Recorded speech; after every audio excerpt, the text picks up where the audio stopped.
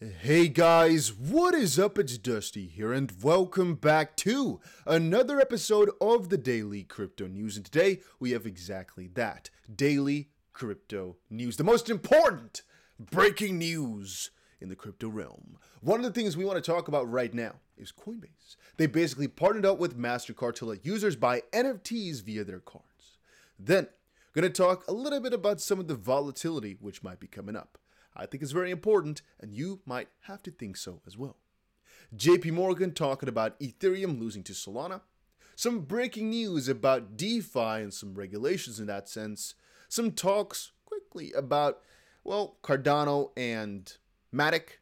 Why? You'll see a little bit later. And then some very small parts. I guess partially about the crackdown in the UK, which I guess coincides these two things, and a little small announcement you'll see at the end. All right, having said that, let's start it out with the new announcement over on Coinbase, right? Because that, ladies and gentlemen, is crazy. So what Coinbase just announced for everybody to watch, I think was rather amazing. They basically said, we're partnering up with Mastercard. Crypto exchange Coinbase and payments giant Mastercard have teamed up to simplify the buying experience of buying NFTs. So people have to go and buy NFTs on platforms like OpenSea, Coinbase, and Mastercard are basically working out together on letting users buy NFTs via Mastercard cards on Coinbase's upcoming new NFT platform. Mastercard said buying NFTs should be as simple as buying a t-shirt online. But today, users first need to open a crypto wallet, buy crypto, and then use it to purchase an NFT in an online marketplace. As an important step in this mission, we're excited to announce today that we are partnering with Coinbase to let people use their Mastercard cards to make purchases on Coinbase's upcoming NFT marketplace.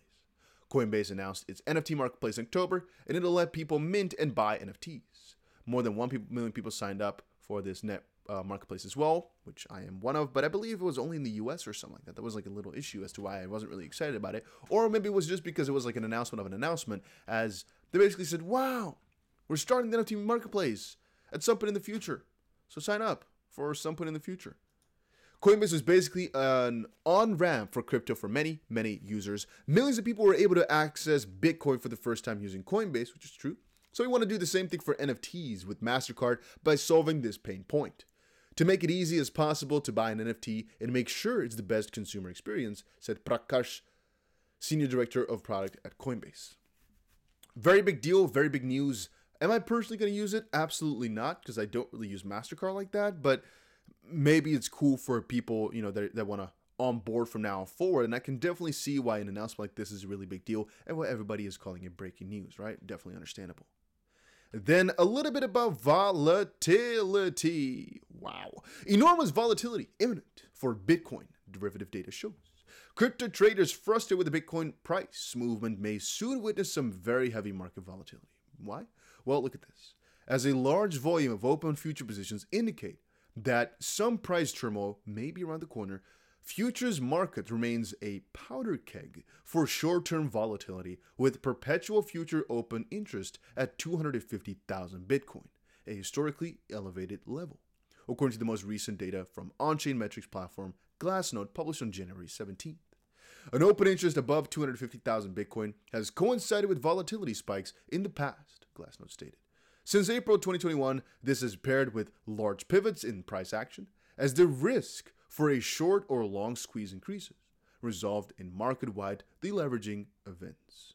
So, why is that happening? Well, we can really dig deeper into this, and we might do that at one point or another. But what they're basically saying right now is that at any one of these points, we can have another crazy spike in towards any direction, right? The upside or downside, we don't really know, but it's been quiet for a little while, and let's just say that the underlying metrics are building up for a crazy spike into either direction. They're not claiming which direction is going to go to, but they're claiming it's about to go wild. However, the only problem is they've said that 1,000 times before, so it doesn't really mean much to me. But they're using a little bit of a backing of derivatives to this is going to happen. We're going to see. We've covered this 1,000 times on the channel, and very often it means absolutely nothing. But let us see if they were right this time around. Let's see if they were right. So who's I guess Glassnode, the analytics company, is saying this. Maybe. Since April 2021, this has paired with large pivots in price action as the risk for a short or long squeeze increases, result in a market-wide deleveraging events. So I guess the risk of it for a short or long squeeze increases. Yeah, let's see. Let's see this play out, I guess. All right. I mean, I'm excited for it. I mean, volatility is where the big money is made, so I'm not really too sad about, events like that. Then about JPMorgan. Apparently, they are not so Ethereum heavy as we expected, because right now they're saying they're losing the NFT crown to Solana. And I'm not going to lie, guys, it is what is happening partially. So apparently JPMorgan's Nicolaus, let's not say the last name, please. Oh my days. That's an interesting one. Wow. Nicolaus has doubled down on his bearish Ethereum call in his recent research note, claiming that it's waning dominance in the non-fungible token sector, and it could negatively affect the price of the Ether token.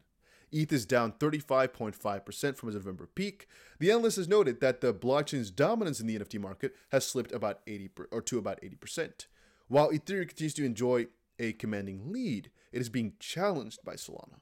If Ethereum keeps ceding ground to rivals, Nicolaus predicts that it will not bode well for the cryptocurrency's valuation, which I think is not completely true. Obviously, if it loses some ground in the NFT sector, it's not going to be too amazing, but I think it's like a logical thing, and people on ETH and everywhere know that it's going to happen. So I would most likely think that if it loses DeFi and every grasp in that sector, that it would really hurt. If it loses something in the NFT space, it's just a logical way of doing upgrades basically. And I think actually that will get a lot of that momentum back as well as Ethereum goes closer and closer to their upgrade. But I guess we'll have to see about that. If the loss of NFT share starts looking more sustained in 2022, that would become a bigger problem for Ethereum's valuation. Let us see. I don't think it's going to be too big of an issue, because I think the majority of people who want to go for high-end NFTs will still stay with Ethereum. It's just the cheaper stuff that's most likely going to move to things like Solana, because once more, they are cheaper. So it's also, the logical way of doing business and the way that things work. I'm not sure if the real price is going to be heavily affected, though, by that. I don't know. Then Britain. So what's happening in Britain with crypto? Well, apparently they want to regulate DeFi, which is not too good.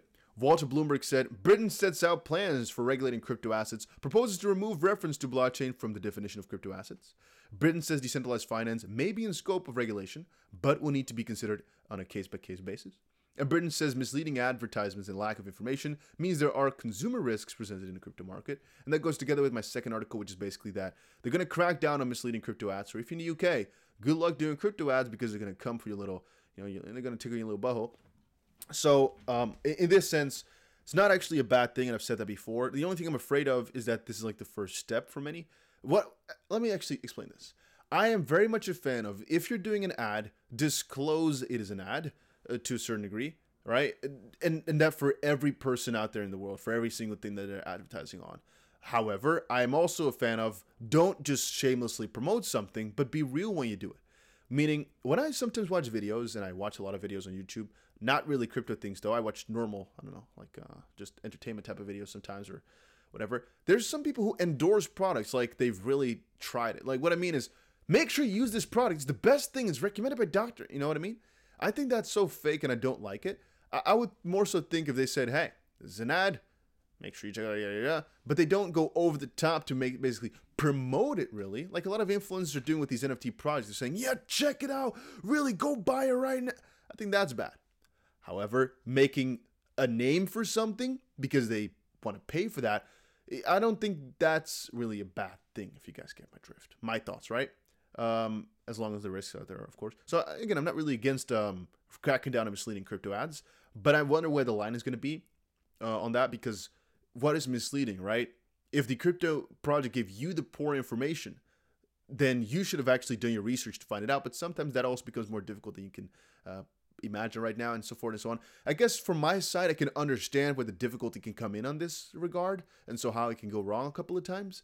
But in essence, it's not a bad thing. It's just about what the implications of this are going to be in terms of how companies can advertise and how exchanges can operate and stuff, because that ultimately all sits within this, right? Because a misleading ad is something, but crypto ads is the bigger thing beneath there. And so it might go from misleading crypto ads to broader crypto ads to crypto things, and then blockchain and so forth and so on, which which is what I'm mostly talking about right here. But yeah, Britain is taking a little step into that direction of regulating stuff. So how exactly they're going to do it, I don't yet know, but I'm also not in the UK. So just do your own due diligence. Ask your financial advisors. I don't think they are going to know. Make sure you just check out the research, then whatever you can find out there. I don't know what to tell you. Then about Cardano and Polygon. All I want to say about these guys is check out my video that's going to come out in a couple of hours from now. I'm going to be talking about Cardano and Polygon over on the channel. And if you're not yet subscribed, make sure you press that button. But more importantly, guys, make sure you have that notification bell on.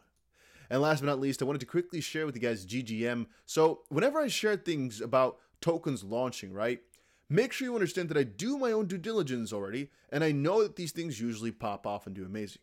GGM, I'm not even sure what the launch price was. I have absolutely no idea what the price started at in terms of literal money and stuff like that. But if you got yourself 127 tokens for, I guess times 0.0125, I think the price might have been about 2 cents to buy. Can we see the price right now? Unfortunately, not so easy. Okay, 2.5 cents to buy-ish. Let's see here. I want to see it now. So let's quickly see GGM. It's not really done by, is like going to be the bottom one? Okay, I'm not exactly sure. It's not like a perfect system of, it is. Huh. Okay, so they have like the most popular then, and then it's by list. So 2.5 cents it went to, let's see, right now about 23 cents. So 10 extra money. Just make sure you check out whenever I do an update on this, guys, because usually I'm pretty right on these. I didn't even check it out myself yet. Can the price come down? It can. But at least you now know that I don't miss with these things, right? I don't miss. So check back for my top gem videos and whatnot, because usually they do really well. So check back for those. And I'll see you guys again in another crypto video later today. Make sure you check out Bybit links down below for more of these launches as well. Adios, amigos.